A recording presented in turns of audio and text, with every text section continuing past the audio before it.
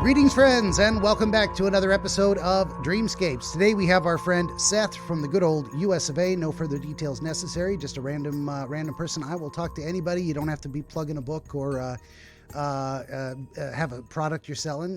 So reach out and contact me anytime. Contact page at benjaminthedreamwizard.com and across multiple social media type stuff. Let's get the shilling out of the way. Would you kindly like, share, subscribe, tell your friends? Always need more volunteer dreamers, viewers for the game streams, etc. And 16 currently available works of historical dream literature. The most recent here, Dreams and Their Meanings by Horace G. Hutchinson, lovingly reproduced and recreated by yours truly, your friendly neighborhood dream wizard. All this and more, as I said, at benjaminthedreamwizard.com. Complete list of all the books. Growing encyclopedia of dream terms, terminology, and historical figures. Downloadable MP3 podcast episodes of the show, so you can take me with you to the gym or while you're mowing the lawn, that kind of stuff. Listen at your convenience. And that's enough about me. Back to our friend Seth. Thank you for being here. Yeah, thanks, man. Appreciate everything. So how do you want to start this off here? Because I was getting into the night terror stuff and.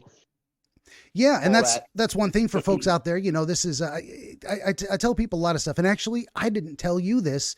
I completely forgot because we just got rambling on other subjects. So a lot of the things I tell people, and I should lay it out there, is, you know, this is number one. I bring 20 years experience in psychology to this. I have the education in the background and whatnot, but this is not counseling and therapy. I do not dispense any licensed service. You're not paying for this. We're just two people talking about dreams. You know. Also, that said, any conversation we have here, I do not record without permission. I do not release without permission. And any reason or no reason at all, 20 years from now, you don't want this video on my channel, it's gone with no question. I don't have people sign a release because I'm committed to that. If they don't want their information out there, nobody sees it. So I could get to the end of a dream interview and have 2 hours of recorded material, and the person says, God, that's just way too personal. It's embarrassing. I didn't think we were going to go there. And so if no one ever sees, if you're watching this now, that means I got Seth's permission to release it. And if not, then this is just for him. And that's perfectly fine. It's a chance I take talking to people. You never know. But I'm serious about that. And for two reasons. Number one, ethical concerns. That is just the right way to do it. There's just no reason not to do it the right way. And it is the most practical way, because you need to know you can say anything and no one will ever hear it. That gives us the best possible freedom of association. So you can just say whatever. And I've edited out little small stuff. Had one person who described a dream symbol as it relates to a relative. And they're like, let's just leave that relative out. They didn't give me permission to talk about them or their situation. 30 seconds of audio, video deleted. No one will ever see it. No one will ever know what episode that was in. Because, you know, it doesn't ruin anything. It's not shady. It's just respectful of people. So, yeah. So that's where I'm at on that. Oh, and then like where to start. Yeah, we don't. So there's always pre-show stuff. And this is the easiest, most relaxed process anyone can ever go to. It feels, oh my God, I'm being recorded. I'm on the internet. But it's more like number one, no one will ever see this. So you don't have to worry about that. If you don't like it, if it doesn't make you look good, it's gone forever, deleted. But also you can't do this wrong. You have an experience. You tell it honestly. We discuss it. We come to whatever conclusion makes sense to both of us. And, you know, all the pressure really is on me as the host to like keep it rolling and you know, operate the equipment, and all the imagery and the knowledge and the associations and connections are in your head. So hopefully, well, the way I describe it is I'm the guy that you invite in to kind of stand behind your shoulder and just shine a flashlight around and say, hey, do you see what I see over there? What is that? What if we look at that from this angle? Does it look different to you? Does it make sense? And so, you know, the number one, the dreamer's never wrong, and you can't do it wrong. I ask you a question, you don't have an answer. You don't have an answer. It's fine. You're not failing in the process in any way. Okay. And then this is all the tangent. Actually, that brings me back around to how do you want to start night? So we were talking beforehand, and that's usually something I do with everyone. We always talk before recording. We're going to talk after to make sure people are cool with it, releasing the video and whatnot. And what we were talking about was that a lot of these dream experiences that you remember are related to night terrors. And you were beginning to describe that it involves for you some element of somniloquy, of sleep talking, and that you mumble or moan in your sleep. That's your experience of it? Yeah, there's a couple of common themes. Usually in the dream, it's not I'm not having a good time. You know, it's usually I'm either Yeah. getting killed or getting mauled to death or something wild like that. And Oh yeah. I usually have those little weird spooky ghost sounds that I make, and then I wake up. You know, and it's always like a very dreaded kind of feeling. You know.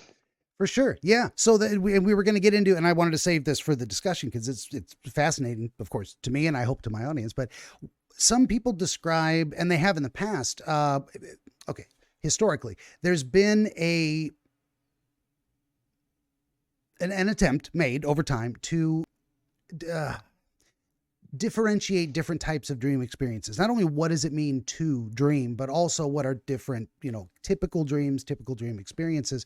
And all the way back to Greek and Roman times, way, way, way back when, pre-Socratic even, we've had this fascination with, I close my eyes and I live this whole entire other life for a minute, for hours. It seems like it goes on forever sometimes. And what is this? And it used to be a very spiritual, mystical type of thing. We used to think the soul left the body and went wandering, that kind of a thing, which, hey, some people still believe astral projection. Who knows? All of this to say we're kind of narrowing it down. So there's the dream and the dream experience. And then there's unpleasant dreams, which is its own kind of distinct category. And they used to think nightmare was only a quote unquote nightmare when you could visibly see a person showing external signs of distress, which would be that sleep talking type experience where someone is describing things or displaying those verbalizations of distress, that moaning and various no, just shouting horrified things, get away from me, stuff like that. And then we've refined that a little further, and we've separated out, well, there you can have an unpleasant dream that is even terrifying and there's no external signs, there's no somnambulism to it, there's no observable external effect to someone watching you sleep. It's all taking place in your head, and that's what we now broadly class a nightmare as well. Then there's these more night terrors experience, which there's documented experiences of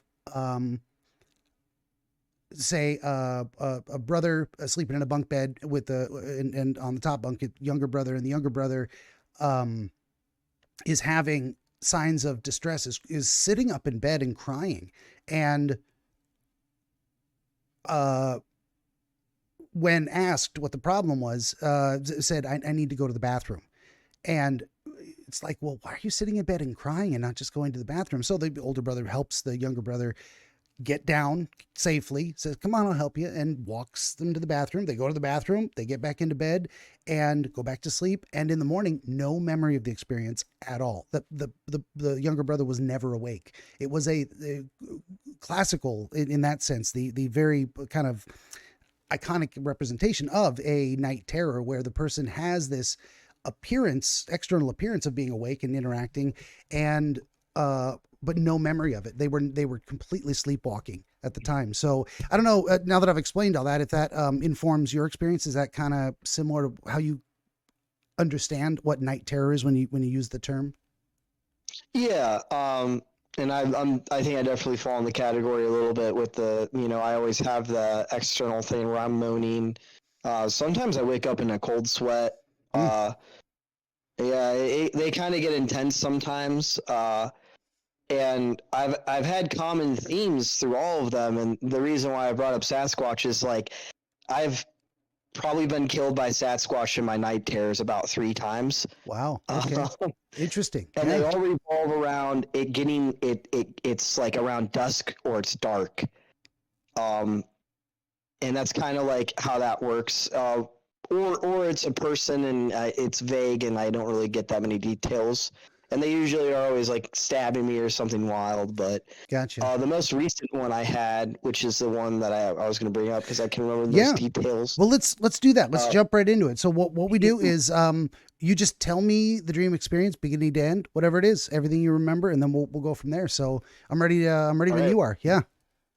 Okay, so it started. It was the suburbs I live out in the city, and no power. No lights are on the street, just houses everywhere. full moon night, like completely full moon, no clouds in the sky. It's bright. You can see like all the details and stuff. And across the street from me, Sasquatch comes out, and I freeze, and I just end up like, oh God, I hope he doesn't see me. And then he eventually makes eye contact with me, and I'm so nervous and stuff, and like an idiot, I wave at it. And then it just rushes across the street and then starts mauling me to death. And then my wife woke me up by that point because I was starting to moan and stuff. But yeah, that's what I remembered. They're the silliest things when I talk about them. But yeah, but it was terrifying in my sleep. Oh yeah. I just think it was funny. Like out of all the stuff I could have done, I freaking wave at it. Yeah. That is like hi. That is pretty funny. And there's a reason for that. We're going to try and figure out what that is. I'm just catching up with my notes here.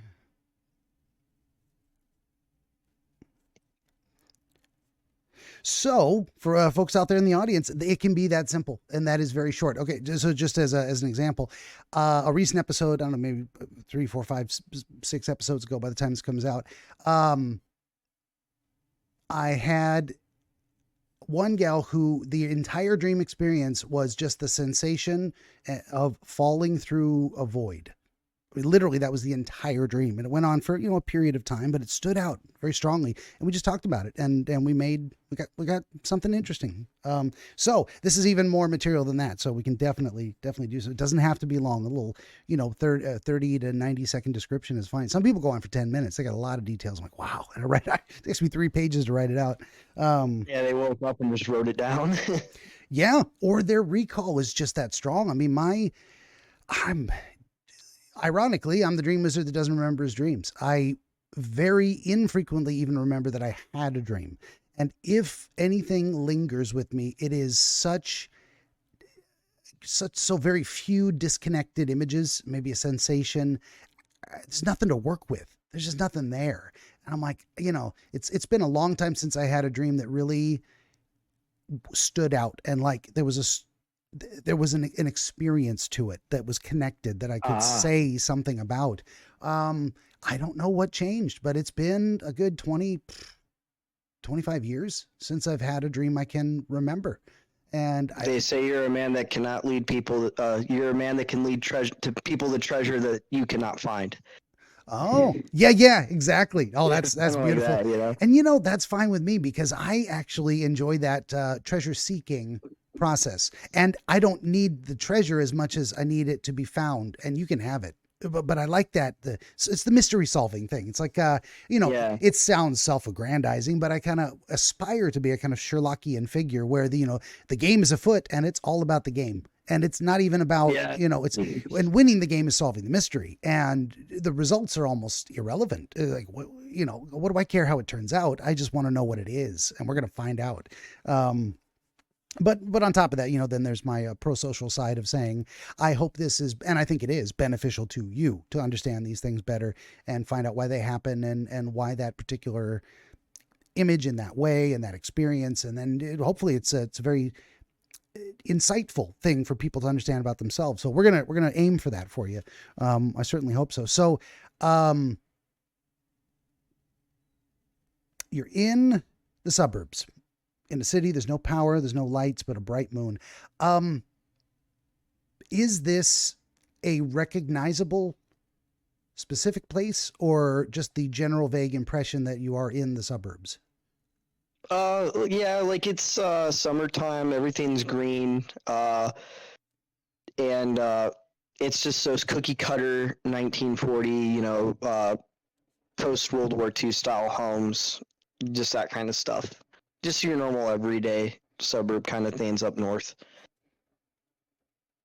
But it is not a specific place. It's not where you grew up as a kid. It's not where you live now, that kind of thing. I think it is kind of where I live now, yeah. And were you living where you are now when this dream happened? Yes. Okay. So it is kind of real life setting in that regard. And that what does that mean? I don't know, but there are broad strokes on that kind of thing. So sometimes you're, let's say you're a city dweller. You've lived in apartments all your life. You are living in an apartment now in a very crowded, bustling metropolitan area, but you dream you're in a farmhouse out in the woods. It's a very different setting. And that's going to tell us, okay, there's something about being outside of your common experience that we're looking at. But this is actually, okay, so this is actually maybe more closer to home, more realistic. You've put yourself in a setting that is not fantastical, not far removed from your experience. So you're looking at something in that sense, phrases come to mind. It's close to home. Whatever's going on here is literally close to home in that sense. And you're showing yourself an image of this is taking place where you live in your neighborhood. In that sense, does that kind of thing make sense? Yeah. I did have one that was far off and fantastical, and I always want to talk about that one because I just remembered it, but I could save that for private time between just me and you or something, because I think there's a lot more details in that one than this one. Interesting. Yeah. Well, it's good to go with the short one. If we nail this one down pretty quick, it might say something about that other one, and we might have a minute to talk about that too. I mean, my only time limit is I got literally from this moment about 90 minutes. I got to be done because I got perfect. but we got plenty of time, and we might a lot of my other videos go an hour and a half, 2 hours, 3 hours long, because I'm talking to someone who is shilling a book or a service, and that's fine. I bring them on. I want them to be promoted and to promote me, and it was a mutual benefit. So we definitely talk about their work, and then we ramble on anything and nothing, like you and I are just kibitzing about this, that, and the other. We talk about your experience with night terrors and whatnot. And that eats up, 45 minutes, an hour, hour and a half, 2 hours of the beginning of the show. And then eventually we get around to the dream thing. So it's been a while since I've just launched straight into a dream. So it gives us a lot of extra time. So yeah, I'm making these kind of notes to myself, close to home in your neighborhood. It's a very more realistic experience. And then you've got that other one. And hopefully, like I said, we dial this in a little bit. And this goes for recurring dreams as well. Once you kind of get an idea of why that particular type of pattern recurs, it becomes translatable onto other dreams of its type, because there's a reason that image or experience comes back. It's because it's saying something about the image or experience itself, and it repeats. So very often I've had people, bring them on. We talk about recurring dreams, and they're like, after I talked to you, I stopped having that dream, like, at all. I'm like, hopefully that is literally proof we solved it. You don't need it anymore because now you understand it. You've been able to conceptualize that thing in a way that makes it unnecessary for you to dwell on it and to have that imagery come back. We'll see what happens. It's a different experience with everybody. So, where in this neighborhood, you said you were across the street from where you saw the Sasquatch appear. Were you standing on the sidewalk, in the street, on the lawn, on the front porch of a house, under a tree? Like probably like in between the houses, almost like right on the border of the front lawn. On the front lawn, but near the sidewalk? Yeah. Not near the sidewalk, near between the houses. Like, like how there's a little gap, or there's usually driveways and stuff there. Okay, so actually standing between the houses, not just oriented between them, but out in front. So, do you remember any details about the houses themselves, or where you were standing? There's a garden hose, there's a car in the driveway. It's literally the best description. I mean, if you live anywhere in the Northeast, you see the suburbs up here. You've seen them all. They're a vague familiarity. You can go down any road and it feels like your road, but it's not, because all the houses, they just pump these things out after World War II. But true. Yeah, it's, that big, almost a foot with siding, just that old school kind of 1950s style stuff. So some brick houses, just your normal stuff. Gotcha. And I'm not trying to dwell on it too much. Just get it. What I'm doing on this, so part one, I listen. Part two, we go in the deep dive, and I'm really trying to see it through your eyes as much as I can. Which I assumed you were on the sidewalk, out in front of a house. I was wrong. So I ask, and you're actually kind of between the houses in a way.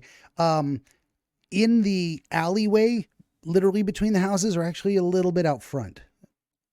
A little bit out front. Okay. Like probably like I want to say I was like in between houses, like in the front lawn. You know what I mean? So like Sure. pretty much like on line with like your front window, your bay window of your house. You know, like I would be Gotcha. like off to the side, like 5 feet or something. Okay. Um, yeah, something like that. Yeah, and it may not be that critical, but now I have a better idea of your position, and that's interesting too, because there's you were not in the middle of the street, you were not on the sidewalk, you're on the lawn, but you're actually closer to this alleyway between the houses. Which, if you think about hiding from a creature, you would want to be able to maybe duck back into the shadows, and like maybe they wouldn't see you. There's a different level of exposure, say being out in the middle of the street, Yep. completely visible 360 degrees. You've actually kind of got your back to an escape route in a way, that ultimately looks. I think that's what I was planning on doing in my dream. Yeah. I was creeping over or something. I feel like stuff's coming back a little bit, but I want to say like I was even like maybe I heard something or something. And I was looking, but I was like creeping, you know. And then I saw the Bigfoot, and then I had this sense of terror. And then I was like, "Oh, don't look at me! Don't look at me!" Makes the eye contact. And I'm like, "Oh, it sees me 100%." Yeah. So I'm like, "Oh, I run a little wave, you know. Hopefully, it's friendly." Yeah. And then no, I just rolled it down. And that's absolutely common too. So what we're going to get is, literally 1 minute of a description of a dream, and we're going to go on for an hour and talk about all these and new things. Not new. You're going to get access to more sensory experience because now you're really looking at it and you're like, oh, wow, there's more there than I thought. There always is. That always is. So that's a lot of times I'm counting on it. It doesn't always happen, but almost like 99%. There's more there than it appears in the first telling of it. Which is why I do this process. Like, yeah, we got to get these details. So, any sense of what you were doing there in the first place? You were there to visit someone. You're out on the front lawn of a house in a neighborhood Yeah, in the no, I middle of the mean, night. It's dark, moon's out. you know, with who I am as a person, if I'm outside at night in the suburbs, like that, it's either there's a fire in the backyard or we're hanging out or something. But something how I remember this dream, I don't feel like it was anything like that. And there's like tall tales, like there's no power on in any of the houses, all the lights are off. There's no street lights here, Yeah, other than the suburbs, there's street lights everywhere, they're always on. So, there's that you can, make an educated guess and say, well, there's no power. So like what, but everything looks nice. So I'm not in an apocalyptic thing, yeah, yeah. but maybe I'm living life after people or something goofy like that, Yeah, and those But details. I mean, we're going to get around to it, but also I'm glad you brought it up because that, whether it takes place in the day or the night, often means something. I mean, there is a reason you picked that setting versus another, whatever that reason is. Also, that you chose to show yourself the neighborhood with the power out, with the lights are all out, and the natural assumption is, oh, this is because the power is out. Why? Why at night? Why the power out? Why all the lights out? Why the bright of the moon? And then this encounter. So all of these things lead into it. I don't know if you have any particular associations with nighttime, with the dark, with lights, oh with yeah, power outages. How do you kind of conceptualize some of that stuff? well, back in the Marines, I spent a lot of time in the night, because we were in a reconnaissance unit. So we would just train, like, it's real goofy. It's nothing really like secret spy stuff or special forces stuff. Yeah, but cover of Um, darkness makes the mission go better sometimes. Yeah, well, it's more or less just I don't know. I guess practicing for warfare and stuff. sure. Always staying awake. And a lot of the time spent out in 29 Palms in the desert and stuff. It kind of reminded me of that when you sometimes out there, like you don't even need night vision. You can literally see everything in the desert, Yeah, you let and your it's eyes like adjust. almost Yeah. like daytime. Yeah, and that's really it. Kind of reminded me of one of those kinds of nights, Yeah. So there's this blending of things of like your military experience, literally experiencing this type of a thing, but it's now been juxtaposed. It's bringing this experience home with you in a way to where you live, having a similar type of experience at a place closer to home. So there's something going on there. I don't know. I was blessed. I never actually had to go fight people. I just trained for a football game that I never played. Yeah. Best way of putting it. That is, that's the best possible outcome too. Yeah, it is. It really is. After seeing everything and growing up a little bit more and getting some life experience, I kind of realized I was real lucky because, everybody has these issues, but yeah, I really can't.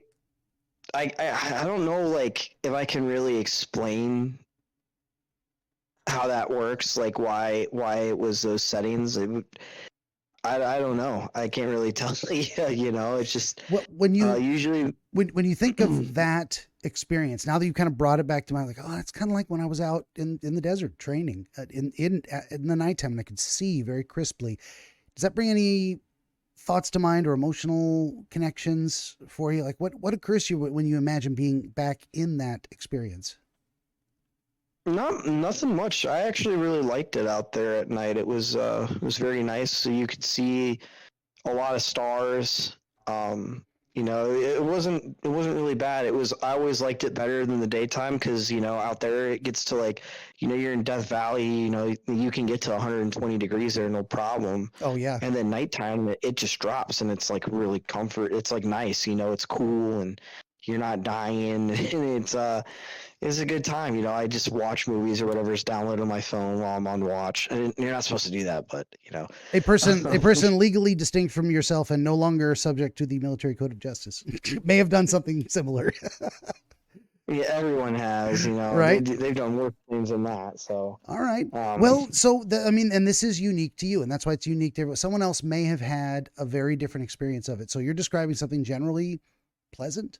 In most respects, someone else might have had a much different experience. Like I was expecting or not expecting, but allowing for the possibility that you would say, it was actually kind of spooky out there and I didn't like it much. And I would rather not repeat that experience. I'm like, okay, well, that's why maybe you would bring that closer to home and say, okay, imagine it's a feeling similar to that. And now I'm under threat.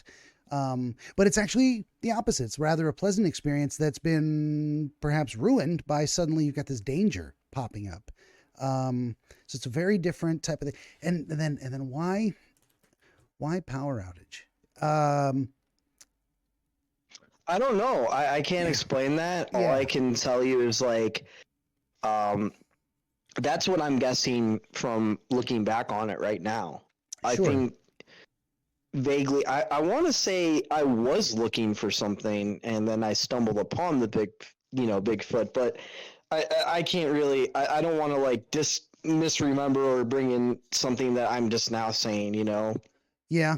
And well, there is always the issue of what I think Freud called secondary elaboration, where it's like after the dream you start adding a little bit of elements to explain it to yourself, and it's good to be aware of that. But it's also it's hard to distinguish, and who knows, maybe I'm getting it wrong sometimes, but between a recovered memory, a legit recovered memory, oh, I remember more than I thought I did, versus fabrication to try and making it up, retcon it, which is fine, and you may even have the sensation that like, why would I be out there if I wasn't looking for something? So there's nothing wrong with that idea because we are literally trying to make sense of it, and there probably was some reason to be outside. Now, it may have been because you needed to have this experience as a part of conceptualizing something else, and sometimes that can give the motivation for being in a specific place at a specific time, all on its own. But definitely we're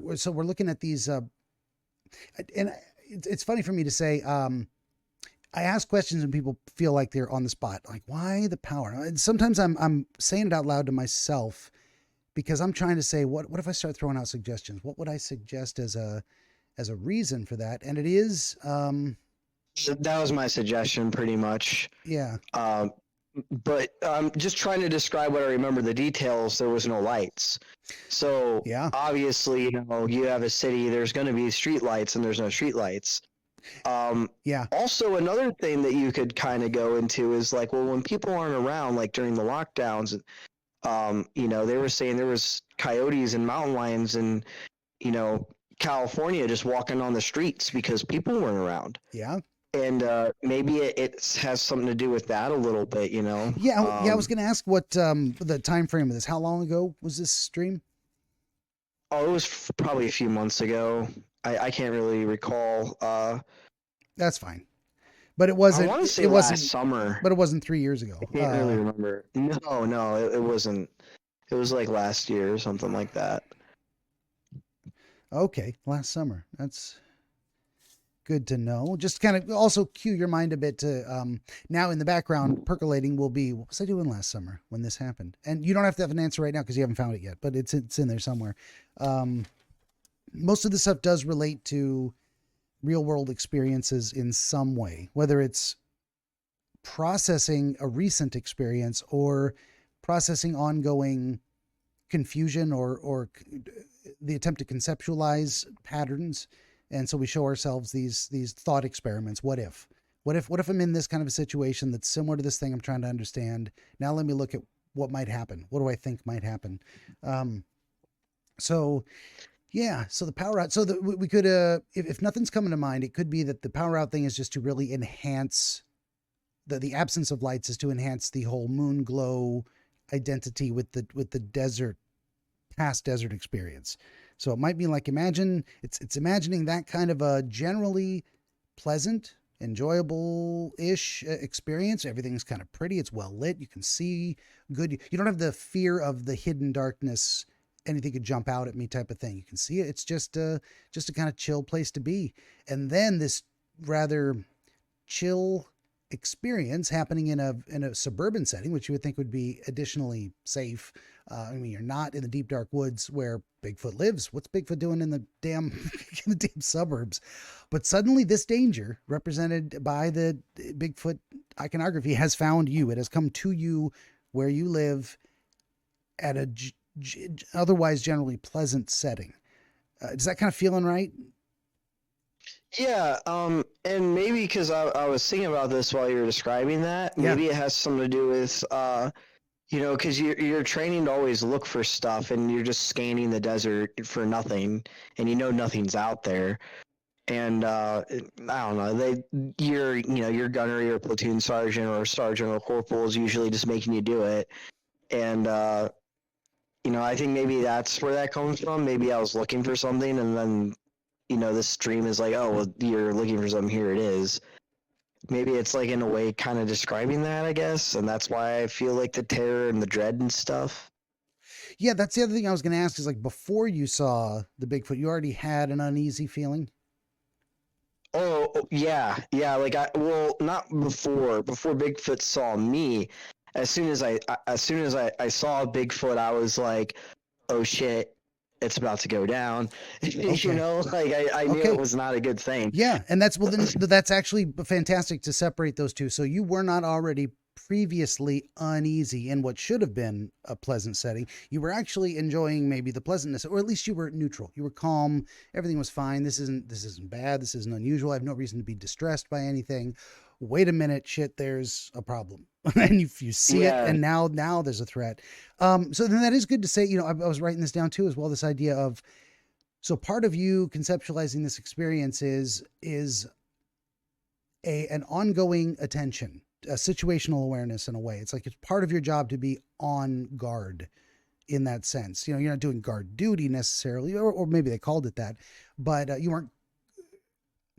So part of this experience is you have to be paying attention. So there's something to do with situational awareness, paying attention, and there's a connection there with the idea of, if you pay attention, when a problem comes near you, you will see it because you're actually paying attention, as opposed to someone who's oblivious. Problems sneak up on them and get them from behind, that kind of thing. Is that kind of making sense? Yeah, and I kind of getting off topic here a little bit. Sure. When I was in high school, about 17, I had a series of dreams that are eerily familiar to this. And those dreams, though, it was like it would pop up on me. You know what I mean? Yeah. Like I wasn't alert. I wasn't really already. Like I knew after like the first one, I had it. After that, I started becoming like, oh, something's gonna get me.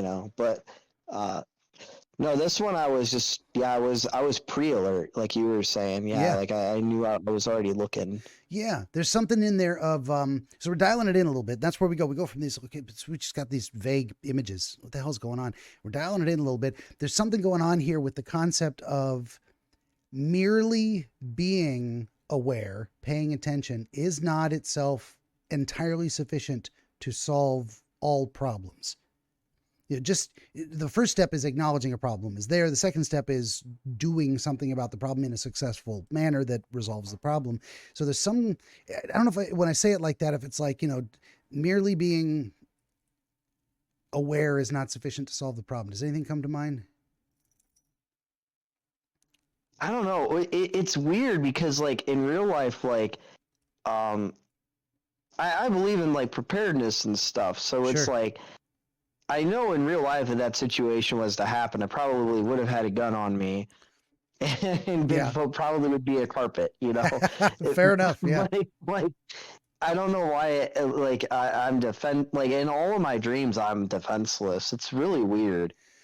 Yeah. Yeah. And that's definitely something. So this is Bigfoot is in some ways, and this is not the only way, maybe, but iconic of a problem beyond your ability, if that makes sense.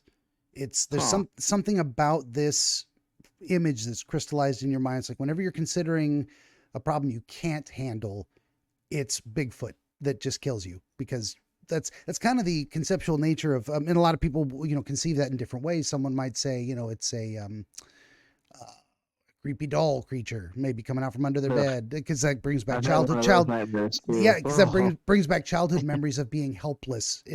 Or some people would say it was like a crashing wave that swept me off a rock into the ocean. I'm being moved by forces beyond my control. So for you, it seems like the something about this image of Bigfoot is saying, this is whenever I have a problem too big for me to overcome, it's like getting attacked by Bigfoot and he's just going to kill me. It's nothing I can do. So there's something going on there. I don't know if that brings any thoughts to mind, or just that category of problems we can solve and problems we can't on our own, effort. Well, interestingly enough, when I was 17, the very first night terror I remember was it's going on a whole other dream. But for some reason, I was like parachuting into the woods behind my house in Missouri, Huh? and this is like woods, like you could go for miles. A Oh lot of yeah. cattle farms out there and stuff, and kind of a little hilly where I lived, and like I'm parachuting. I break my legs when I land because I landed weird, and then it's getting dusk out, and I'm like, oh shit, I need to get home. I'm like right behind my house, like the hill behind my house. I'm not far away, but my legs are broken, and I'm like trying to crawl, and then like somebody walks up. I remember denim jeans and like work boots, and Mm. then I grab onto their ankle, and then they stab me in my side, and I wake up with pain on my side. Oh yeah. And I remember that, and then after that, it molded into Bigfoot, and then I had like a series of dreams where I'd be in the woods, it'd get dark out, or it'd be getting dark out, and then I knew, oh, I gotta get home, and then Bigfoot comes, which is like weird, Yeah. So I'm like, it's happened more than once, which is Yeah. weird. So this is turning into a very that's why I say these images crystallize. Sometimes we latch onto something that serves as the icon for a particular type of experience, and it just comes back and says, hey, this is like Bigfoot again, here we go. And so there's going to be, maybe when these dreams recur, there's usually going to be something going on in your life where you're like, hey, I'm facing another problem that feels as difficult to resolve as being attacked by Bigfoot. Here we go again. The Bigfoot's back, because and in real life we face all kinds of problems that are insurmountable. I mean, there's not that it's a common experience in people's lives. Most problems we can solve, most relationships we can navigate, most bills we can pay, that kind of stuff. Every now and again, you come across things like, you get T-boned in an intersection and now you got back problems. That's a Bigfoot attack. That's not something you could have stopped, prevented. It got you in the dark of the woods. But also that, and those, and that's why I'm conceptualizing it as not only as something where attention's not going to help you. You can pay attention. You could be the safest driver. You've never had an accident. You've never let your oil change go more than 3,000 miles. You're head on a swivel, and you get T-boned by that guy that just didn't stop at a red light, because you can't assume people are not going to stop at red lights. You got to go when it turns green and cross your fingers. It's kind of that accidents happen type of thing where there's almost always going to be something. At least there's always potentially something that is an overwhelming catastrophe that we can't solve. And it's going to have serious consequences. So I think we're leaning in that direction in terms of why this, and then long story short on that, maybe someone has been in a car wreck and that caused them, pain in their leg, and they recovered and now they can walk, but they get a hitch and they're giddy up. They got a little bit of a limp, and it always hurts when the weather changes. And so now their recurring dream going forward is, fuck, I'm in another accident. I'm getting hit by another car, because that's crystallized in their mind as one of the worst experiences of their life that now is iconic of every other potential catastrophe that might also be overwhelming. I'm saying a lot of words there. I should stop and let you say if you have any thoughts. No, that makes a lot of sense. And, in a way, that's just life, though. A lot of stuff is out of your control. It's true. And I really do hate when stuff like that comes up, because it's like, I love being, I've lived a full life, and I'm only 27 years old, and I can say I've lived a lot. And the one thing I like is stability, and, I hate when stuff's unstable. So I guess I can really understand that, Yeah, good deal. And there's other people that are more, what am I trying to say? They're a little more zen with it. I'm a leaf on the wind. Fine. Oh, my plans didn't work out. Let's have no plans. Let's just see what happens. Like, I'm very much not that way myself either. So a lot of these things are like, there's no right or wrong answer as such. It's more like, what do you prefer? That you have to have a goal in order to miss the mark, or in order to fail, or in order to be disappointed. That's why a lot of times we say, lower your standards, or get a more realistic expectations. And that mitigates a lot of anxiety and frustration that people feel. It's like, yeah, if you expect something to be perfect, you will be disappointed. How about expecting it to be pretty good? We can aim for pretty good. Pretty good I can do, so so definitely there's adding to this conception of the problem is you're very much not a fan of when things devolve into a unmanageable chaos, which kind of our lives in general are a constant battle against entropy. Everything's trying to fall apart right underneath us, and we have to keep fixing it or everything goes to shit. Which is weird, because like in the military that never bothered me, like because it's engineered chaos in a way. Yeah. It obviously never bothered me, because I went through it. I think it's like climbing a mountain, like, it's a big mountain and it's intimidating, but once you start climbing and you're halfway, but like, it's not that bad, and then you get comfortable. And I'm a construction worker. I'm working on a second skyscraper right now, and just recently got off the top. We were at 17 floors high, which you could do the math on that. I don't know. I think it's like the floor's like 12 foot or something like that. That's way up there, way higher than I would ever work. I couldn't do that. Yeah, I couldn't do it. And not with safety ropes, not for nothing. Yeah, and I was still like sketchy to do it too, and a lot of that is like, if you get about a week is an adjustment time for me in chaos, and I'll be all right. Yeah, it's about right. You can get used to most things in about a week, or 2 weeks. If you can change a habit for 2 weeks, you're just about set. You've established a new pattern. Something like true. that. That might be out of date data. I think that's true. 2 weeks to build a habit. Yeah, that kind I of a think thing. it's 2 weeks to build a habit, a month to break one, something like that. There you go. Yeah, there's a lot of those truisms that are like, okay, is it exactly 31 days? Is it exactly 14 days? Who knows? Yeah, But I think the general yeah. principle is absolutely correct. Another thing that came to my mind when you were describing that is there's a little bit different level of, say, personal responsibility when you're in the military. You're like, if I'm following orders and it goes to shit, I did everything I could, and it's the fault of the guy that gave me the orders. All that shit rolls uphill. It's different when it's your personal life and your personal responsibility. You're not just there kind of punching a clock in a way. You have goals that can be frustrated, and it means something to you. Does that make sense? That idea of responsibility versus yeah. it's out of my hands, I'm just following orders type of thing, and not in a bad way, but like, I did what I was supposed to. I did what I was told to do. I've done everything I can. And then there's a little more. It's a little different when you are ordering yourself. You're creating your own structure, and then you're entirely responsible for whether it works or not, implementation and the validity of the plan in the first place. So I'll stop there, though. I think you had some thoughts. Yeah. No, I mean, I'm listening to a lot of what you're saying. It's making a lot of sense to me now. Like it's just stuff about how I am as a person and thinking about things. Like you're bringing up stuff that in a way that I haven't thought about, and it makes more sense about like why I feel this way about life in general. And I think that's got something to do with it. Yeah, being the. I think that's why a lot of vets, probably kill themselves and stuff because they get out and you have to go from this life where it's like structured and everything is predictable and it sucks. It's it's like, oh, we gotta get up tomorrow and hike, but it's like you know that you're gonna have a hike. Like, all right, well, we went this long without one. We were good.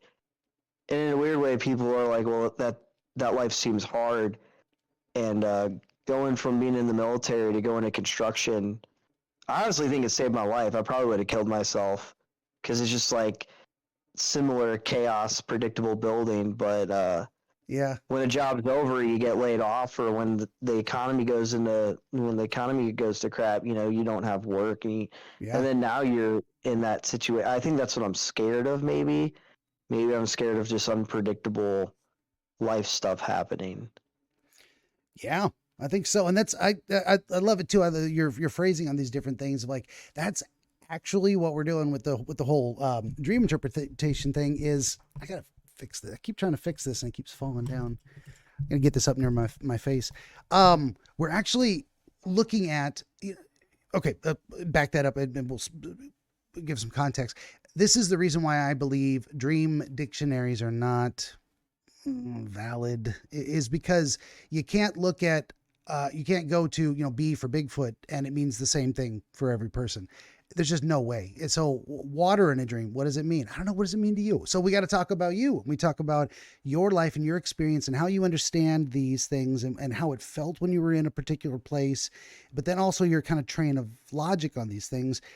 But most importantly, what matters to you? And it's all personal. So for you being someone who was, looks like the dog wants down. Okay, go on, Butters. And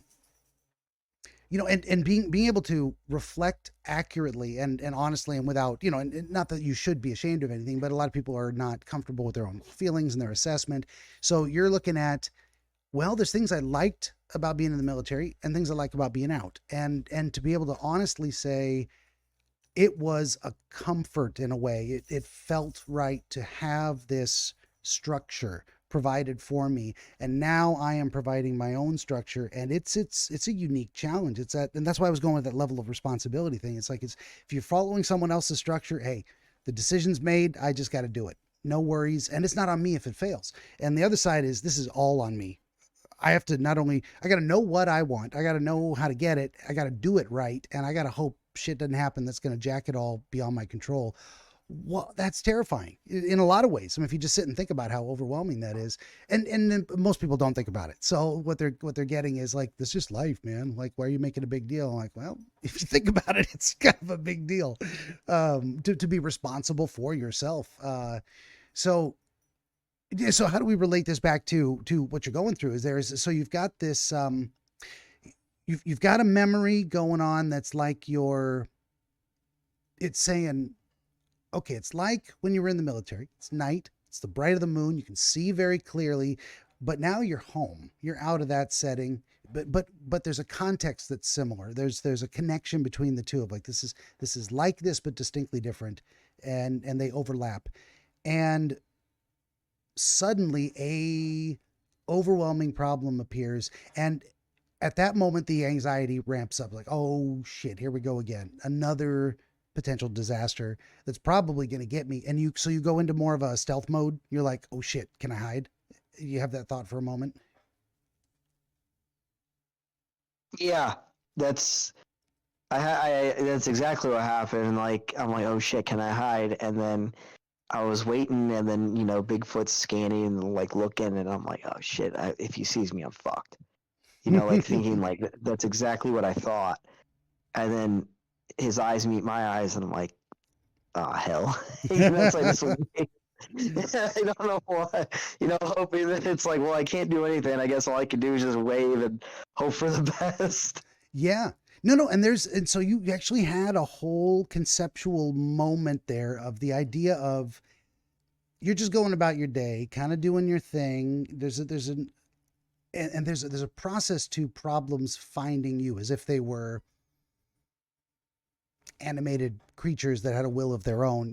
We might conceive of it that way, of here's something that, if I'm doing what I should do, it should make me less susceptible to being found by all the many problems waiting for me out there, all the different ways I could screw up. So the first instinct is, I'm just going about my business. Oh shit, here's a potential problem. Is it going to miss me? Is it like it's like we were talking about T-bones at an intersection. It could have been like, whoa, they go by right in front of you and barely missed. Whoa, problem didn't get me, but man, that was close.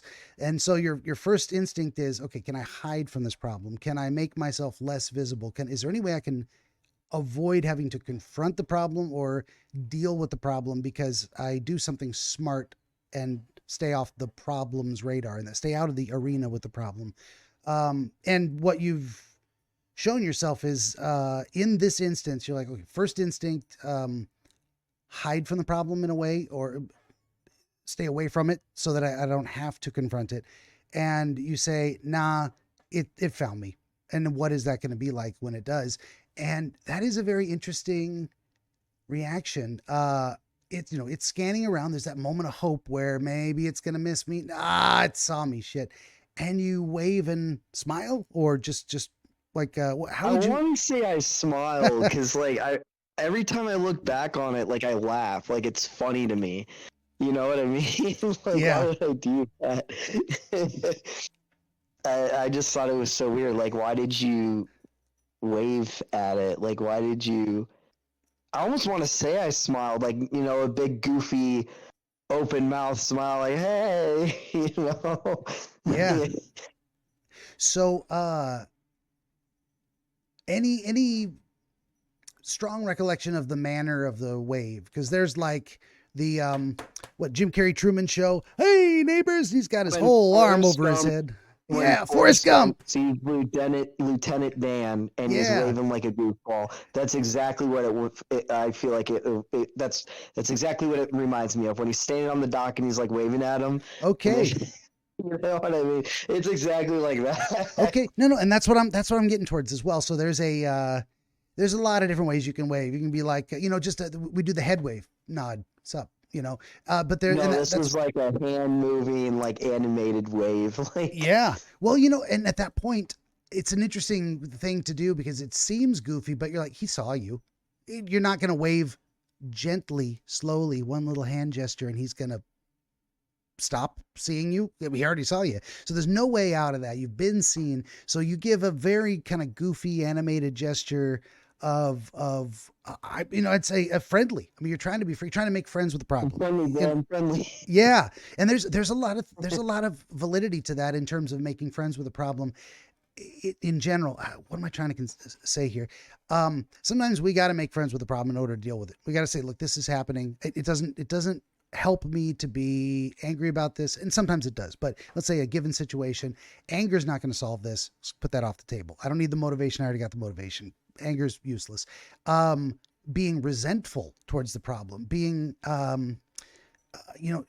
failing to take it seriously because you don't want to get to know the problem and understand it well enough. You're treating it dismissively. There's a lot of ways where being friendly to the problem is actually the right approach. You want to say, all right, this is happening. Come on in. Let's work this out. Let's see what it is. Let's deal with it. And, so that concept of kind of making friends with some problems, like, well, this has to be dealt with one way or another. So I might as well, it's like making peace or coming to a place of peaceful acceptance in a way. But apparently that failed as well. You're like, this is not a problem that can be solved by friendly gestures. Like, waving like, hey neighbor is not gonna solve it. This is maybe the type of problem that doesn't respond to making friends with it. Okay, now I've said a lot there. I don't know if that brought anything to your mind. That makes 100% sense, because right after that wave, it runs across the street, starts mauling me to death. So it's like, obviously that was not the right way to go about it.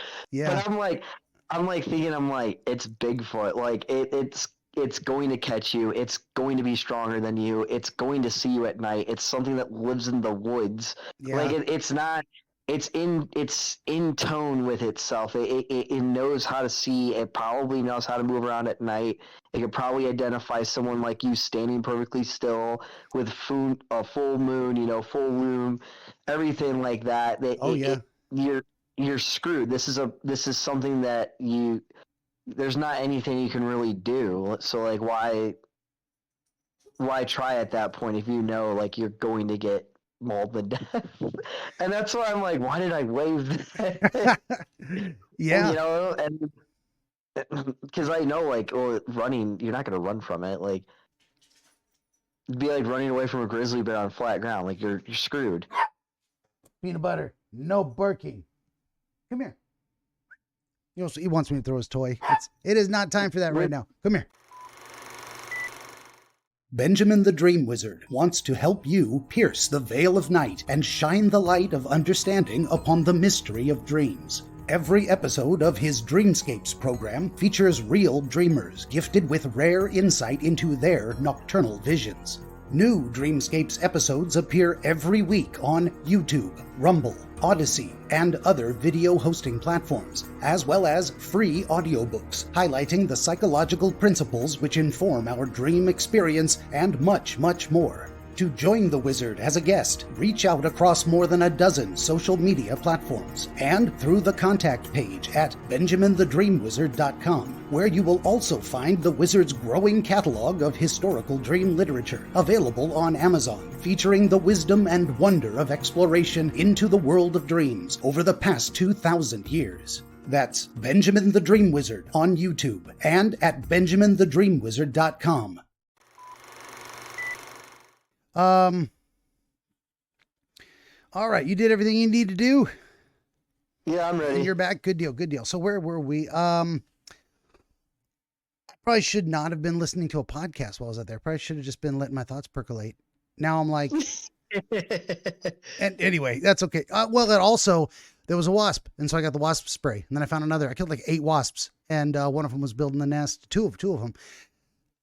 It's wasp season. There haven't been as many spiders around, so we're going to see a lot more wasps this year. Yeah, I love living up north. We don't really have to worry about that stuff for a few more weeks. Yup, it's just the beginning of it. It's happening. Just, God, I hate wasps so much. Even wasps and mosquitoes, I would eradicate. I used to take transmission fluid because it smells sweet. Oh, yeah. And you mix it in with some Gatorade and some sugar, and you cut a Gatorade bottle, and then you flip it. You cut like the boob part of the Gatorade bottle to where it's like a normal cup, and you flip it upside down to where it's a funnel, and you put it in the cup, and then the wasp will go in there to get the sugar, and they can't get out, and they just drown. Oh yeah, that's good times. I am merciless with those kind of flying stingy critters. Hate them. I don't mind bees because it's like one and done, like bees not so much. They're gonna sting you, but they're gonna die, so it's all fair. Yeah. But no, like That's why I know God's real, because it's like, what kind of fucking creature is that can sting you multiple times? You know, Yeah. like it's They straight up. Oh yeah, they got that's the one thing about it is like bees are naturally defensive, versus offensive. They're bees don't want to Yes. they don't want to die. I think they're programmed to know that I get one and done. And wasps are like, the fuck you. I'll sting you 100 times. I'll Yeah. get my friends to come back and sting you too because I can. What are you gonna do about it? Yeah. I'm, Literally, that's I- exactly what it I'm gonna is. rain liquid death upon all you and all your kin. Is what I'm gonna do. And I think because I'm paranoid, I can't tell whether I might have gotten a little overspray dusting on the dog's coat. So I'm going to give him a bath later. Just make sure he doesn't lick it There you off, go. just in case. He's probably fine. I probably don't need to do that, but this is me looking at a potential Bigfoot.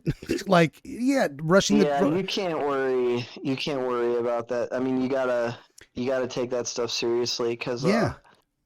you don't know what kind of. That's a little dog too. Like, Yep. The chemicals affect animals before they'll affect us, and Yeah. that's the truth. At a much lower dose. Yeah. But anyways, Yeah. Yeah. Well, 'cause I that's could that just that go also. on a tangent now. Well, and I think it's also kind of related to what we're talking about in terms of problems and addressing them. I'm definitely in this state of mind where I'm like, okay, I'm looking at a potential problem that is very serious. A dead dog when I wake up in the morning, I don't want to deal with that. A dog I got to rush to the emergency room. These are huge problems. Or I take 10 minutes on a sunny day, I give him a bath. Problem solved. Even if it's not highly likely that he got enough of a Yeah. dusting to really do him any harm, why would I not solve a problem very easily with 10 minutes of effort? And It's better to be proactive Yeah. than reactive. yeah, especially when the consequences are so severe, when the reaction is burying the dog because there's nothing you can do. And for the rest of my life, I will regret I didn't take 10 minutes when I could have and just solve the problem.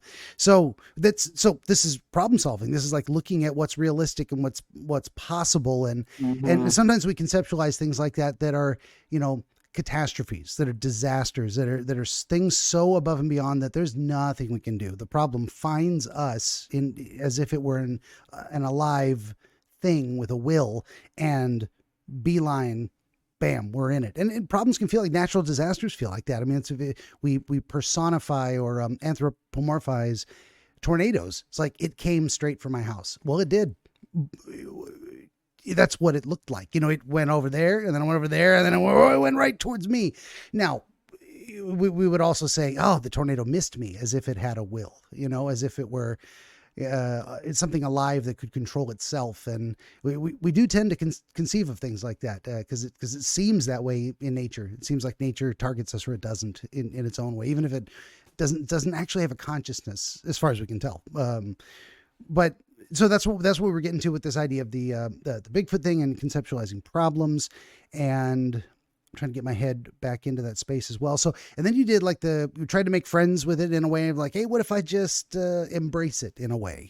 Come on over, buddy, I'll give you a hug. No, it's just vicious and it's coming for you. So, any strong impressions of how it moved towards you? Did it leap over a car? Did it? No, it just knuckle drag gorilla. I'm coming to maul you to death kind of run. Okay, so it was kind of all fours galloping type of thing, like really. Yeah. Okay. And then what was the actual assault experience like? Did it grab your head first? Did it pick you up by leg and smash you on the ground? What was that? I'll be honest. That was a part where, like, they say that you never die in your dreams. Yeah. You'll always wake up before you die. And I don't know about that, because it was like I knew I was dead. You know what I mean? Like, I was like, fuck, this is it. I'm going to die. Like, that was literally like that feeling was what I had. Yeah. And then I did end up waking up in like the middle of it, like I was getting mauled up pretty good. And just like any like animal gorilla attack you see on Live Leak, Oh yeah. But, it was like that. And it was like knowing like what that was like, and knowing it was like you're dead. And then my wife woke me up because I was moaning like a spooky ghost. Gotcha. Yeah, yeah. Um, So so no, this is interesting too. So reading back through the historical dream literature that I'm republishing, uh, it is a bit of a common trope. And it is almost universally true that people's experience is I was falling or something, and before I hit the bottom, I woke up. The intensity of the negative emotion well, regarding. I heard that is from your brain, your body, you're sleep deprived, and your body is falling asleep faster than your brain. So Hmm, your brain sends like a shock to you, and it like shocks you awake. I get that all the time, and it's normally I'm always falling in my dream. gotcha. Well, there's a I don't know how true there's that is. there's That's the only sleep thing I've ever looked up. yeah, yeah. No, there's when you looked it up, did the words appear? Hypnagogic jerk. Does that Probably. phrase sound I familiar? can't remember. Yeah, so there's actually two distinct experiences, and one is you are dead asleep. You've been asleep for a while, and you have a dream of falling. The experience of falling while dreaming. The dream of falling. There's a little bit I've of had a very few of those. yeah, and very common. It's its own the falling dream. Very famous category. If we're gonna break them, the running away from a monster, and your feet are stuck in molasses, or you can't. Your body lacks the physical strength to effectively escape. Very common dream. Yeah. Falling dream. The flying dream. A lot of people have, and that very often goes with lucid dreaming. People that fly tend to be more lucid dreamers. Not universally, but those categories are related. Um, I wish. yeah. So what we're dealing with on, I was going somewhere with that. Hold on a sec. Dream categories fall. So there's a distinct experience called the hypnagogic jerk, which rather than being dead asleep and having a falling dream, that's its own category. This is more, I am relaxing in bed. I'm on the edge of going to sleep, the edge of lapsing into being unconscious. And suddenly we get a very intense physical sensation as if the bed weren't there and we were physically falling through space. And we try to catch ourselves. And it's called, hypnagogic because there's it's from the words hypnos and gogos, meaning leading to sleep. That experience of falling. Hypnagogic is falling asleep, and we have hypnagogic hallucinations physically, like that. That's a tactile hallucination, because you're not actually falling. You're in bed. You're not moving at all. Also, another very common hypnagogic hallucination is hearing a voice call your name in the room, in the house. That one freaks people out, and there's two reasons that we assume for that. One is that it is caused by a distinct physical cause in the environment. Generally, the house settling as heat dissipates and the wood shifts, or someone still awake in another room, and you hear just the squeak of a chair being pulled out from a desk. And our brain is trying to make sense of it, and the thing we're most sensitive to is our own name. So our brain will go, oh, someone called my name. That must have been what that sound was. I know exactly what you're talking about. Yeah. I got put under anesthesia to get my wisdom teeth pulled. Yeah. And how they wake you up is they just say your first name. There you go. Yeah. No, we are very It's attentive so to that. Wild. Yeah. I actually had It was the weirdest thing ever. I had a knee surgery. We're going on 15 years ago.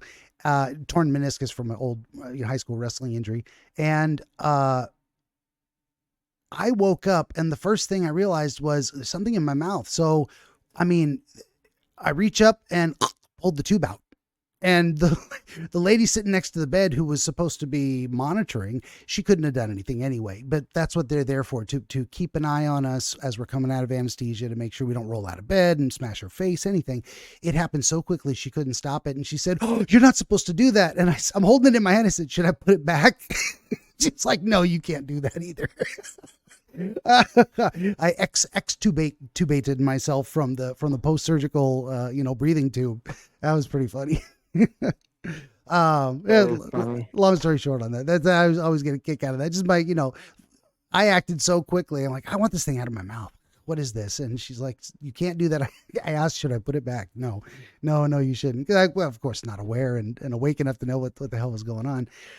Okay. So relating back to your experience in the dream, there is, okay. But also that in the dying experience, it is most common that the intense negative emotions around I'm being attacked, I'm falling, there's a legitimate threat to my life, that those experiences are intense enough to cause us to wake ourselves out of the experience. So that's like 99.9%. There's a few cases where people are like, not only did I reach the bottom, I splatted, I felt myself come apart and knew that I was dead. And then I was a ghost looking at myself splatted on the ground.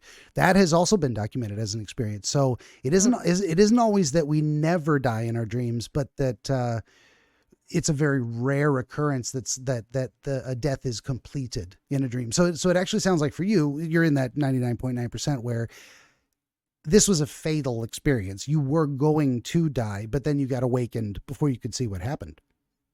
Yeah. Gotcha. Yeah. The same thing with the UFO. The UFOs abducting the Amish. My wife woke me up before that one could come true. Before I could see what, I didn't know where that was going. I just remember seeing the horse and buggy going up into the sky with a green light, and then next thing you know, I'm awake, and my wife's like, "You were doing a spooky ghost thing." What a fantastic juxtaposition too! Like the icon of someone left behind in time, and something from our sci-fi future in a way, aliens. Now they're coming together, and there's something about this future sucking up the past in an alien abduction manner. That's got its own fantastic symbolism too. But that was such a weird one. Oh my god, that was weird. It was funny weird. It was like, what the heck is going on? Yeah. Why are they only taking the Amish? Yeah, for sure. And that would be, my assumption would be there's something about that idea of an archaic way of living being confronted by some future thing that they were ill suited to deal with or even understand. There's something going on with that. That's fantastic. But in terms of the Bigfoot thing, so what we're looking at, since we've dialed in some of these broad strokes in terms of why the particular setting, what it relates to from your personal experience, what the kind of general nature of the Bigfoot thing being the overwhelming problem that finds you and you just can't deal. We might look back. I think you hit it right on the head, man. I think what it is it's manifesting the how you're not in control of just everyday life of where you're at and the unknown variables of stuff, and how like you don't know 6 months from now you could lose your house. You know what I mean? For sure. Yeah. Catastrophic natural disasters in a way. There's going to be something probably that's going to overwhelm you at some point. Now, that being said, we don't typically go through our daily life obsessed with those things every minute of every day to dysfunctional levels. That's where we get into slowly. That's where we get into, anxiety disorders where it's like, I'm just constantly on edge because, every time a pen drops, I'm like, oh, exaggerated startled response because you're so on edge because I'm expecting a catastrophe at any moment. This one seems like, so what is more normal is that something happens in our life that gives us an inkling, like we have a near miss and it makes you a more cautious driver in a sense. So what I would wonder is what was going on in your life about a year ago that made it necessary to kind of process that possibility as a Bigfoot dream. Can you think? Oh, there's very, very sad. I think, I think that's a little after my dog died. My mom started getting sick before she died, and I got laid off at work. Wow. Speaking of catastrophes that are just like, you can't stop death, you can't stop sickness, and you can't predict when you might lose a job. I mean, I want to just like draw a line underneath it and go, that's why. That's it. That's gotta be it. Oh man. Yeah. That'll sure put you in the mind of, in the mindset of wondering or needing to process an experience or having it be so traumatic that it pops up in your dream in this iconic way, in this like, God, another Bigfoot. Here we go. Oh shoot. You know what? I think No, I got my dog dying. That was 2 years ago. Gotcha. Oh, fair enough. My mom died last year. That'll do it too. So this was before or after your mom died, do you know? I can't remember if this dream was 2 years ago or it was a year ago. I'd have to ask my wife fair enough. because she knows. I think she wrote it down. She usually like she gets a kick out of it. She'll wake me up when I start moaning, and then she just asks me all these details. Tell me everything right now. That's the best way. Yeah, That is the best way to do it. hilarious. Yeah, while it's fresh, you got to get it out of your head or it fades. It disappears. Yeah. Unless it stays on its own, which some dreams do. They're like, I couldn't stop thinking about it all I've had day. a few, and they're all sad. I don't think I've ever had like a good dream stay. They're all sad. Like Yeah. I had this one where I was on an airplane and I had a baby and it was a girl, and then like there was like it was like not my current wife's, but I had this dream when I was in like high school. But I'm on an airplane. I have this baby, and it's a baby girl, and some lady comments on it, and then I end up saying like, "Oh no, she's dead." Like like it's my like yeah, like Yeah. it was that. I remember that one. I remember all those dreams I had when I was 17 about being in the woods and not. I don't remember the dreams vividly, like I can recall the Bigfoot one, but I do remember like stuff going on. Yeah. It is a pretty common experience that we have more negative memories, like negative emotions seems to form stronger memories in that regard. Now, intensely positive does as well, but not to the same degree, unfortunately. We're kind of programmed Evolution, to, yeah, I guess. evolutionarily. We're kind of, you see a deer get mauled to death by a bear, you're going to remember not to fuck with the bear. You know exactly. I mean? Yeah, that's what it is. Yeah, it's the positive experiences and positive emotions don't have as much of a life-saving quality to them. So we are geared to be kind of negative Nancy's in that way of like, what could go wrong? Because that's going to keep us alive more than fantasizing about our wishful thinking that things will all work out, which we need too. We also need hope and fear to keep us alive optimally. Hope for something to reach for, and fear to keep us out of trouble. But definitely the fear, anxiety, worry side of things is way more intense. Yeah. I got to do a shameless plug out there to all the doomsday preppers listening. You guys, you gotta look at the sunshine and the rainbows. That's such a depressive way of living your life, of preparing for the end, and it's like you're always thinking about this negative thing. You need to like have positive stuff. Yeah. It's not just enough to survive. You got to have something you're living for as well. Exactly. You got to have both. Like you're looking down in all your survival books. You're not looking up and seeing stuff around you. And I think that's definitely an issue that a lot of people. It's something I notice about those guys, all the preppers and stuff. They have that mindset, and it's like that's not healthy. Yeah, and then there's also positive emotion that comes from it too, of successfully avoiding problems or being properly prepared, or the process of preparing can be its own enjoyable experience. So sometimes it's and I do that too. Like, so we were talking about video gaming, and lately I'm playing Horizon Zero Dawn. And what do I do in the game? Because there's harvesting you can do to get different components to make different types of arrows or potions or other materials you need in the world. I am an obsessive harvesting hoarder. I just save everything. My inventory is always full. I need everything. I'm going to use it sometime. Yeah, I'm very much in that mindset. Yep. And there's been a few occasions where RPGs like that, all of them. You always keep everything. Like Fallout 4 is like a good example. Like, yep. Why do you have 15 teddy bears? I might need all 15 of them for sure. And that's always a little bit of a thing there where you're like, is it worth the hassle to inventory management, or is it is it worth the hassle to do inventory management because I will need these things? And then you can only find out later. I just did a quest last night where on a lark, this is a side mission. Oh, look, a little exclamation point. Let's go see what they need. Oh, there's a poor child dying and they need some medicine. Oh, the only guy that's got the medicine's over here. We'll go see the guy. And the guy says, I need a particular item from a particular creature. And I was able to go, I got that. It's in my inventory. I didn't have to go anywhere to get it. I didn't have to go on a hunting mission. I'd saved the Thunderjaw heart or whatever it was that this guy needed. And fastest mission of my life. It was done in less than 2 minutes. Fast traveled here, fast travel there, done, handed in. No, not as. I kind of hate when they do those ping pong quests, though. Yeah, run over here, run over there. Yeah, no, but I had a bit of a satisfaction with it because it's like I saved the thing. I was diligent in my hoarding and I found a use for it. Now there's probably 99 other items in my inventory that I have no use for and never going to use them. I'm going to end the game and they're all going to be sitting in my inventory as they were from day one. So that's the other side of things. Like, how useful is this really? I get the opposite thing.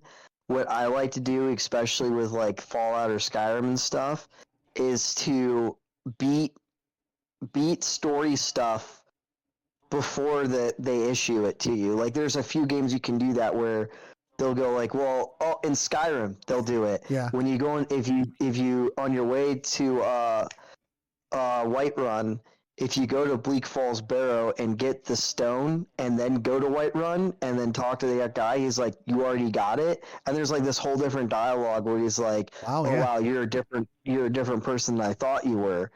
And I get satisfaction out of that. Oh, for sure. Yeah. You streamline your playthrough and you get to the point where like, no, I already did that. And you're like, here, I did it. And they're like, oh, wow. You know, I don't know. I like that. It's goofy. Yeah. But no, that is a unique saying. satisfaction for sure.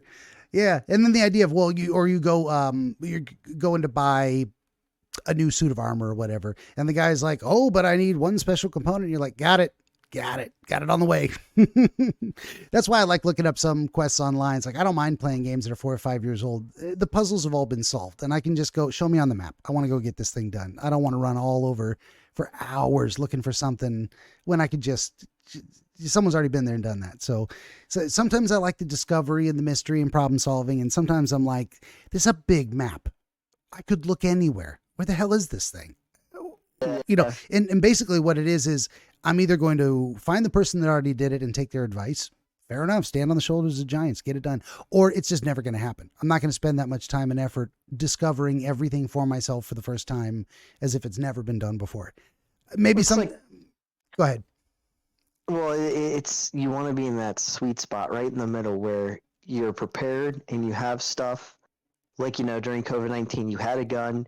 Yeah, you just got back from Costco. You got those 2 big things of toilet paper before everyone was freaking out. You know, you were all set and like just set enough to where you didn't like, oh, I've been hoarding pallets of toilet paper for 20 years. I'm ready for this, you know. And you know, you were that guy that just obsessed over that one thing. But that sweet spot is you had enough to get through it. And at the same time, you still enjoyed life and you still did everything else. Just like in a video game, you know, you do enough to do it, but you can still enjoy the story and everything else. And you're not just farming wheat for 19 hours on WoW to get gold for a clan or something, you know? Oh, yeah.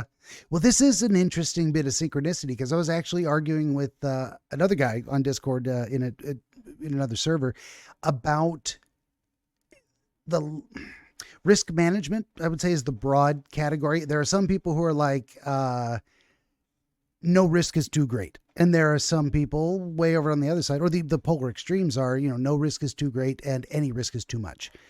You can't. I hate, it's called ORM. Yeah. You're talking about operational risk management, which is the military's way of identifying risk. Can you control or mitigate the risk? And how it's like a whole thing on planning. And I think we're in the same topic with this where you can, there is risk that is too great to a point, but you can make that risk that seems like it's too great to being, well, that risk is just high. Yeah. I think you faded out for a second there. And seems you can make it where it's just, oh, instead of being extreme, it's high. Yeah. Yeah. And and I'd say either one is not conducive to function. You know, you can't ignore the potential for risk and you can't be paralyzed by risk. You got to find out that, as you said, that sweet spot. You know, there are some risks that are like, it's too great. I think one guy actually jumped out of a plane, parachute wouldn't open. Oh yeah. The Red Bull guy, Bull guy, he lost his skydiving instructor thing for that. It's illegal. Like you can get a lot of trouble for it. To do what? Sorry. To jump out of an airplane without a parachute, right? Right? Oh, well, I didn't know that story. This was just a guy who his chute wouldn't open, and he thought for sure he Oh, was a goner, and he bounced, and he lived. Now he was a little broken, but he didn't die, and he's walking. You know, he didn't paralyze him. He didn't lose a leg. He just got messed up by bouncing off the ground hard. But he lived, and that can happen. Now, should you rely on that and no, just yeah. jump out of planes without a parachute? No, that's a bad idea. So there's always the chance that an extreme risk, 99.9999% chance you are dead. There's still that 0.000% chance maybe it doesn't happen. But you can't lean into that highly unlikely scenario. I'm going to survive the Yeah. jump. Yeah. And that's what risk management is. Risk management is like, all right, what's our risk? You're jumping out of a plane. Okay. Well, how can we stop that? We'll give you a parachute. Okay. Well, what's another precaution? Because now you go, well, what if that chute doesn't open? Now you're dead still. It's like, okay, well, we'll give you a second parachute. You're like, well, what if that first parachute it opens slightly and now you're tangled? All right. Well, we got to give you a knife now. And now you have this whole entire procedure Yeah. where you're safe. Like underwater cave diving, the most dangerous sport in the world. Never in my You life. can be. Never. Oh God. There's this YouTube channel I was obsessed with, and they do it's like dive talk or something like that. Wow. And they talk about all these underwater cave accidents and stuff, and people with like 20 years of open water diving go into these underwater caves, and they just all die. And Oh yeah. it's, I can't it's even crazy. I can't even watch the video. I can't. I will have a hyperventilation, moment where I'll be Yep. like, I will feel like I'm choking myself, like I'm drowning, and just by watching it, it's so reactive to that. Movies Yeah, where I don't- movies where the character's like, take a deep breath and hope I can make it. Oh, the scenes are torture for me. I you ever can't. try to hold your breath? And the funny thing is, like when I'm watching the movie, hold it as like long when as they're underwater. I do. I catch myself doing that. I catch myself holding it, and Yeah. I'm like, I don't have to do this. But I'm also sometimes I'm curious, could I hold it as long as they do? Because I'm sitting That's in a chair. why. That's I'm why sitting you in a do chair. it. You want Yeah. to see if you can do it. You know what I mean? Oh yeah. That's what it's about. You're trying to see, can I do what he's doing? Can I do that? And we have to realize How- also, I'm sitting in the chair in a theater. I'm not already exhausted and panting from exertion. Yeah. I'm not You pull swimming over, under the water, eating yeah. up my oxygen. Yeah, and I can't hold it as long as they do. So it's Difference also, is- there is a common thing though, is both your heart rates are up. Your heart rate, like I remember I was watching true, the Count of yeah. Monte Cristo like 2 nights ago, in that scene where they throw him off and he's in the bag, and they throw him off the edge of the fortress, and he's like underwater, and he's trying to unhook the ball and chain so he can swim up. oh yeah. Dude, my heart was like beating out of my chest, and I'm trying to hold my breath for it and everything like that. Yeah. No, it's true. And that's why we watch movies, to get those intense reactions as if we're in the Mhm. scenario, to kind of feel the adventure of it. If we felt nothing, if we had no connection to the characters, or well, that's a bad movie. We got a lot of those. Like, this is boring. I don't care what happens. There's nothing exciting going on. Yeah, we definitely want those. And then that's what actually, I mean, this is a whole theory of drama and storytelling, where it's like, well, why do we do these things? And it's very often to reach a catharsis, to get something out of the experience, some emotional response within us released in some way, either experientially or that we can let go of. Yeah, that's a whole nother thing, which is really a cool thing to explore as well. But before we run out of, we got about, I got maybe 10 more minutes. Before we run out of time, did you want to talk at all about relating this to the other dream? You said I just remembered this one. Oh, that one would take way too long. It Well- has a lot of details. And this wasn't a nightmare though. This was just it's a dream I remembered. But okay. I- Yeah, maybe I say, pretty much just it involves everything. It involves like aliens, like it's almost like the movie Contact, and like they like come to Earth or something. They're like, we Yeah. want. And the dream was, I didn't like it at all. It was kind of a nightmare because the aliens came and they were like, we want me, and I was like, oh fuck. Like they were like, yeah, in that one thing, you're like, I don't want to go. And it's like, Yeah. what do you think the government would do if the aliens came down and said, we want you? they're gonna give them you. Like, Yeah, pretty much. the world would say, yeah, that was a good call. Even if the aliens weren't gonna do anything, they'd still go, oh, that was a good call. Yeah. Yeah. Yeah, well, for sure. A lot of people do the calculus on that, and they're like, this is extinction of the human race, or we hand over one guy. People are just going to be practical about it, which you can't blame them. Exactly. I'm one of those people. A lot of people are like, well, I hate big game hunters. And I argue with my wife and family and friends about this, but I'm like, you understand that like that rich snob paid a lot of money. And this is in Africa, there's no government to hire the rangers that guard these rhinos. These rangers are going up against groups of people with AK-47s and machine guns. They're not going up against, Billy Joel and a shotgun. You're going up against serious people. Yeah. And, that costs a lot of money. And it's like, you have to sacrifice one of the herd so the herd can survive. And it's like, yeah, it's kind of weird that people don't understand that. And it's like, no, that's like, I would gladly like sacrifice myself if like a kid would live, or if more than one person would live, I'd probably do it. Yeah, I think you got to kind of have that mentality if you're going into the military as well. I'm doing this for a reason. I'm doing this because this function I'm going to provide is necessary so that other people can have a good life. For me too, I'm getting paid and this, education and whatnot, and, all the benefits a soldier gets, but that isn't enough necessarily to put your life on the risk. Your life on the line. You got to have some reason you think it's a little, yeah. I'm going to go a little political and dark here, but, a lot of people are starting to wake up and see that going to the military is very stupid to get physically hurt and everything, just so this rich congressman can get a stock boost. And then come to find out today, they just passed a vote to take 22% of the VA's budget. And it's like, okay, well, what's going to happen? Well, they're essentially cutting all these things for people that like cancer treatments, just normal health stuff. The suicide hotline, there's like 22 vets die a day, and the VA's cutting this. I mean, the government's cutting it, and it's like, cool. I like to see how you guys all talk about taking care of people, and the people that, did put it all on the line and that are messed up, that are hurt, you're just kind of spitting on them.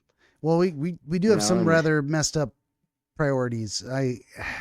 That's a whole kettle of fish. Can of worms. It sucks. Well, I think we're a little too aggressive around the world. I think that's one of the big problems. One of the big problems, and that's putting it mildly. I know, but I'm trying to be mild about it. I think we can all say we need to work on ourselves. We need to take some inner time. We need to just go on a vacation, reflect, heal. Sometimes you got to step back. Exactly what we need to do. Yeah, and we're overextended and spending a lot of money, and then not taking care of the vets and whatnot. It's like, I don't want to go. Everybody, I don't want to get. Our roads are bad. That too. Well, yeah, we're spending a lot of these decisions that are being made about how to spend money we don't have, and overextending ourselves. And I can't imagine that it's actually necessary in the way that, like, well, they just have to do it because the alternative is worse.